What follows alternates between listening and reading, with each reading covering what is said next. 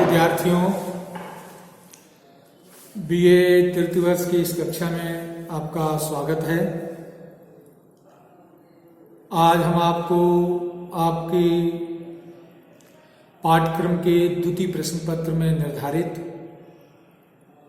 आधुनिक निबंध में संकलित आचार्य रामचंद्र शुक्ल द्वारा लिखित करुणा निबंध के विषय में चर्चा करेंगे। इससे पूर्व हम आपको रामचंद्र शुक्ल के निबंध साहित्य का, उनके आलोचनात्मक स्वरूप का सामान्य परिचय देंगे। विद्यार्थियों, आचार्य रामचंद्र शुक्ल हिंदी आलोचना, साहित्य इतिहास, निबंध आदि को प्रौढ़ भूमि प्रदान करने वाले पहले आचार्य हैं। ये बहुमुखी प्रतिभा के धनी थे। इन्होंने नाटक, आलोचना, अनुवाद, निबंध, इतिहास आदि कई विधाओं पर सफलतापूर्वक लिखा है। शुक्ल जी ने हिंदी आलोचना में आलोचना के सिद्धांत स्थापित किए। उन्होंने हिंदी साहित्य का इतिहास लिखकर हिंदी में इतिहास लेखन की गंभीर परंपरा का सूत्रपात किया। निबंधकार के रूप में उनके द्वारा लिखी चिंतामणि,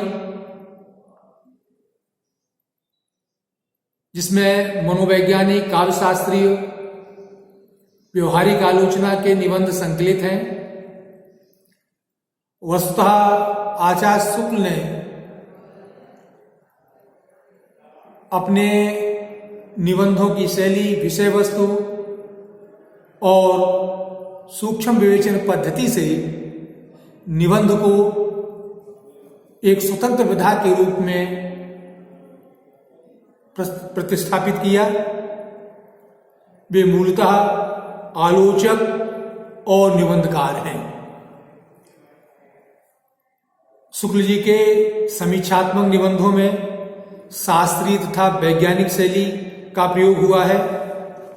वे अपने मौलिक मत का प्रतिपादन करने के लिए पर्याप्त उदाहरण देते हैं और उनका विवेचन करते चलते हैं। उनकी भाषा में गंभीरता तथा हास्य व्यंग का पुट मिलता है। भाषा संयत, गठी हुई और गद्य उनका इतना परिपुष्ट है कि उसमें एक एक शब्द या वाक्य को निकाल पाना संभव ही नहीं है। वे अपने विचार को पहले सूत्र रूप में प्रस्तुत करते हैं और फिर उसकी अपेक्षित व्याख्या करते हुए चलते हैं। आलोचक के रूप में आचार्य राम शुक्ल हिंदी साहित्य के इतिहासकार, जायसी के प्रतिष्ठापक, तुलसी के व्याख्याता, शास्त्रवाद और लोक मंगलवाद के प्रतिपादक, प्रभाववाद, अभिव्यंजनावाद, कलावाद के प्रत्याख्यान के रूप में स्थापित हैं। सैद्धांतिक रूप से उन्होंने शास्त्रवादी, लोक मंगलवादी तथा रसवादी भावभूमि को लेकर निबंध लिखे।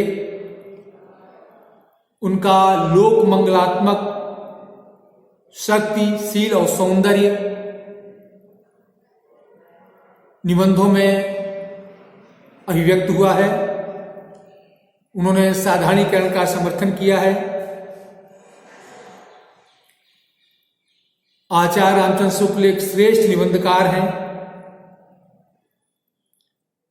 उनके निबंध हिंदी साहित्य के अद्वितीय धरोहर के रूप में जाने जाते हैं। उन्होंने साधारणीकरण और व्यक्ति वैचित्र्यवाद, काव्य में रहस्यवाद, काव्य में अभिव्यंजनावाद, काव्य में प्राकृतिक दृष्टि, काव्य में लोक मंगल की साधना अवस्था जैसे अध्यवसायपूर्ण निबंध लिखे। आज प्रायः विद्वान शुक्ल जी को श्रेष्ठ निबंधकार के रूप में स्वीकार करते हैं। डॉक्टर हजाब प्रसाद द्विवेदी ने उन्हें भारतीय साहित्य का अप्रतिम निबंधकार माना है। शुक्ल जी एक उच्चतम श्रेणी के विश्व निबंधकार हैं। प्रखर आत्माभिव्यक्ति, अजेय प्रतिभा और अखंड विश्वास एवं अगाध पांडित्य के कारण उनके चिंतामणि के निबंध विश्व निबंध में अपना महत्वपूर्ण स्थान, विश्व साहित्य के निबंध में अपना महत्वपूर्ण स्थान रखते हैं। बौद्धिकता एवं भावुकता, हृदय और बुद्धि का बेजोड़ समन्वय है शुक्ल जी के निबंधों में। उन्होंने अपने निबंधों में प्राचीनता एवं नूतनता तथा सूत्र शैली को अपनाया है। कहीं कहीं व्यास शैली का भी प्रयोग हुआ है। विलक्षण प्रतिभा और समन्वयात्मक बुद्धि तथा कहीं कहीं व्यंग्य का पुट उनके निबंधों को श्रेष्ठ सिद्ध करते हैं। उनकी भाषा सुबोध, सरल, कहीं कहीं क्लिष्ट होते हुए भी शक्तिमयी और प्रभावी है। शुक्ल जी ने प्रायः 3 प्रकार के निबंध लिखे हैं। सांस्कृतिक आलोचनात्मक निबंध, सैद्धांतिक आलोचनात्मक निबंध। सैद्धांतिक आलोचनात्मक निबंध वे कहलाते हैं जिनमें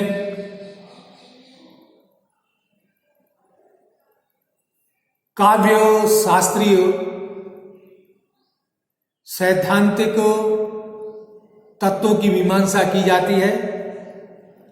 इस दृष्टि से उनके निबंध कविता क्या है, साहित्य में लोक मंगल की साधना अवस्था, साधारणीकरण और व्यक्ति वैचित्र्यवाद आदि उल्लेखनीय है। व्यवहारिक आलोचनात्मक निबंधों में भारतेंदु हरिश्चंद्र, तुलसी का भक्ति मार्ग, मानस की धर्म भूमि जैसे निबंध उल्लेखनीय हैं। मनोवैज्ञानिक निबंध ऐसे निबंध जिनमें शुक्ल जी ने मनोभाव भूमि पर विवेचन विश्लेषण किया है। ऐसे निबंध शुक्ल जी के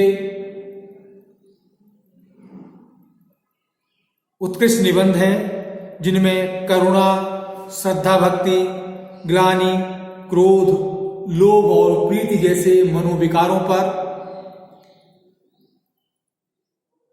लालित्यमयी पदावली में हृदय और बुद्धि का समन्वय करते हुए शुक्ल जी ने निबंध लिखे हैं। शुक्ल जी ने हिंदी निबंध को एक ऐसी भावभूमि, ठोस आधार प्रदान किया। शुक्ल जी से पहले भी अनेक निबंधकार हुए हैं जिनमें बालकृष्ण भट्ट, प्रताप नारायण मिश्र, चंद्र शर्मा गुलेरी आदि, भारतेंदु हरिश्चंद्र आदि। लेकिन शुक्ल जी के निबंधों में जो विषय वस्तु की गहन विवेचना, विषय वस्तु का क्रमबद्ध विवेचन और सूक्ष्म निरीक्षण दृष्टि मिलती है, वैसी दृष्टि अन्य किसी निबंधकार के निबंधों में प्रायः देखने को नहीं मिलती। इस दृष्टि से शुक्ल जी के निबंध उत्कृष्ट कोटि के निबंध हैं। वो वस्तुतः एक निबंधकार और आलोचक थे। उन्होंने अपनी आलोचना दृष्टि से, अपने निबंधों से हिंदी साहित्य को पर्याप्त समृद्ध किया है।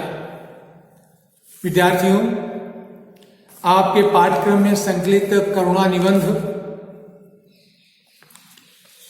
इस निबंध में शुक्ल जी ने करुणा नामक मनोभाव का विवेचन विश्लेषण किया है।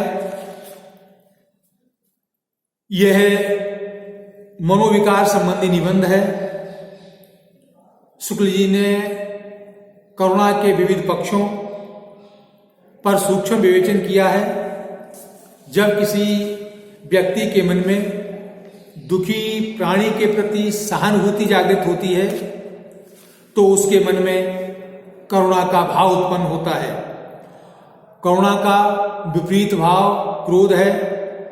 जिसके प्रति करुणा का भाव होता है उसके हित की कामना की जाती है, जबकि क्रोध में हम हानि की चेष्टा करते हैं।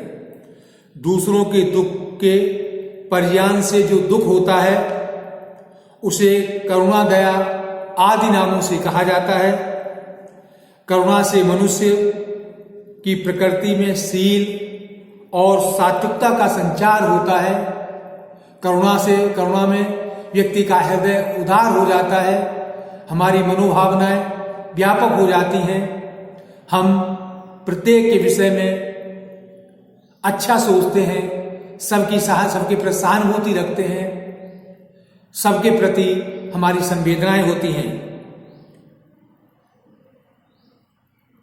सामाजिक जीवन की स्थिति और पुष्टि के लिए करुणा का प्रचार प्रसार आवश्यक है। मानव व्यवहार में परस्पर सहृदयता की सच्ची उत्तेजना देने वाली शक्ति करुणा ही होती है। करुणा का विषय दूसरों की पीड़ा होती है, अर्थात हम दूसरों को जब दुखी देखते हैं, दूसरों को परेशान देखते हैं, दूसरों को विपन्न अवस्था में देखते हैं तो हमारे मन में उसके प्रति सहानुभूति और परोपकार का भाव जागृत होता है। ये भाव हमारे अंदर करुणा के कारण ही विकसित होता है। करुणा मानव हृदय की सर्वव्यापक वृत्ति है। इसलिए भगवान को करुणा सिंधु, करुणा सागर कहा गया है। शुक्ल जी ने इस निबंध में बताया कि करुणा मनुष्य के मन का बीज भाव है। यह मनुष्य के अंदर हृदय में व्याप्त रहता है और जब हम किसी को परेशान देखते हैं, किसी को दुखी देखते हैं तो हमारे हृदय में जो बीज रूप में उपस्थित करुणा का भाव है वो जागृत हो जाता है और हम उसकी सहायता करने के लिए, उस दुखी के प्रति संवेदना जताने के लिए, उसके दुख में सहभागी बनने के लिए तैयार हो जाते हैं। हमारी मनोवृत्तियां विशाल हो जाती हैं, हमारा हृदय व्यापक हो जाता है और हम दूसरों की सहायता करने के लिए तैयार हो जाते हैं। तो इस प्रकार विद्यार्थियों, यह करुणा मनोवैज्ञानिक निबंध है। इस निबंध में शुक्ल जी ने करुणा का व्यवस्थित, क्रमबद्ध, मनोवैज्ञानिक और व्यवहारिक विवेचन किया है। इस करुणा जैसे मनोभाव पर उन्होंने जो सूक्ष्म निरीक्षण दृष्टि प्रस्तुत की है वो सर्वथा स्तुत्य है, प्रशंसनीय है। इस प्रकार विद्यार्थियों, मैंने आपको आज करुणा निबंध के विषय में सामान्य जानकारी दी और मैंने आपको ये बताया कि आचार्य रामचंद्र शुक्ल एक हिंदी साहित्य के श्रेष्ठ आलोचक और निबंधकार हैं। उन्होंने बहुत अच्छे और उत्कृष्ट कोटि के निबंध लिखे हैं। जो चिंतामणि में संकलित है। चिंतामणि 4 भागों में प्रकाशित हुई है। शुक्ल जी शास्त्रवादी और रसवादी आचार्य हैं। उन्होंने रस मीमांसा नामक एक रचना लिखी, पुस्तक लिखी है, जिसमें अपना रसवादी दृष्टिकोण प्रस्तुत किया है। हिंदी साहित्य का इतिहास उनका हिंदी साहित्य के इतिहास में मानक ग्रंथ है। आज जब भी हिंदी साहित्य के इतिहास की चर्चा होती है तो सर्वप्रथम शुक्ल जी का ही नाम आता है, क्योंकि शुक्ल जी का इतिहास ऐसा इतिहास है जो काल निर्धारण की दृष्टि से आज भी चर्चा में निरंतर रहता है। यद्यप शुक्ल जी ने हिंदी साहित्य के इतिहास में जो निष्कर्ष दिए थे, आगे चल के उनमें कुछ संशोधन और परिवर्तन हुआ, लेकिन चूंकि शुक्ल जी का इस दिशा में प्रयास बहुत पूर्व प्रयास था। शुक्ल जी से के पूर्व हिंदी साहित्य में बहुत कम इतिहास ग्रंथ लिखे गए थे या लिखे भी गए थे, तो अव्यवस्थित थे। शुक्ल जी ने पहली बार व्यवस्थित ढंग से हिंदी साहित्य का इतिहास लिखा। यही कारण है कि शुक्ल जी का हिंदी साहित्य का इतिहास आज सर्वाधिक चर्चित और प्रसिद्ध है। शुक्ल जी ने हिंदी साहित्य का जो काल विभाजन किया था, आज वो काल विभाजन प्राय विद्यार्थियों को स्मरण रहता है। जब भी काल विभाजन की चर्चा होती है तो सबसे प्रथम हम शुक्ल जी को याद करते हैं। विद्यार्थियों, कल हम आपको करुणा निबंध की विस्तृत व्याख्या करेंगे। परीक्षोपयोगी जो भी गद्य खंड है उन्हें हम आपको समझाएंगे। तब तक के लिए हम आपसे विदा लेते हैं।